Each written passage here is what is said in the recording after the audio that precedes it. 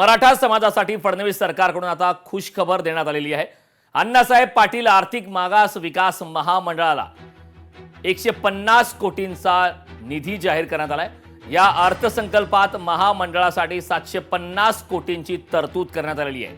पहिल्या टप्प्यात 150 कोटी रुपयांचा निधी वितरित करण्यात आलाय।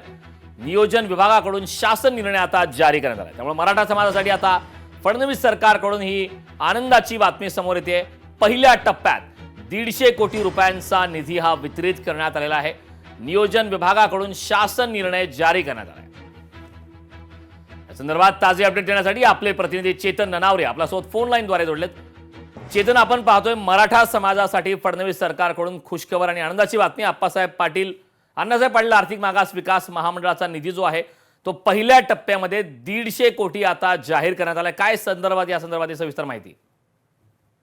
कारण मराठा समाजामधील एकंदरीत आंदोलनासाठी आता मनोज जरांगे पाटील पुन्हा एकदा मैदानात उतरताना पाहायला मिळणार आहेत। दरम्यान जे मोठ्या प्रमाणामध्ये बेरोजगार युवक आहेत त्यांना उद्योजक करण्यासाठी अण्णासाहेब पाटील आर्थिक मागास महामंडळ जे आहे त्यामार्फत कर्ज योजना राबवली जाते आणि यामध्ये तब्बल 10 लाखापासून वैयक्तिक कर्ज दिलं जातं। ते गट्ट स्वरूपामध्ये 50 लाखांपर्यंतची तरतूद केली जाते आणि नियमित कर्ज भरणाऱ्या लाभार्थ्यांच्या कर्जावरील व्याजाचा परतावा देखील महामंडळातून थेट बँक खात्यामध्ये जमा केला जात असतो। त्यामुळे 18 वर्षापासून 50 वर्षांपर्यंतच्या एकंदरीत या युवकांसाठी आणि तरुणांसाठी आणि प्रौढांसाठी ही मोठी महत्वाची योजना मानली जाते आणि त्यासाठी या महामंडळासाठी निधीची मागणी सातत्याने केली जात होती।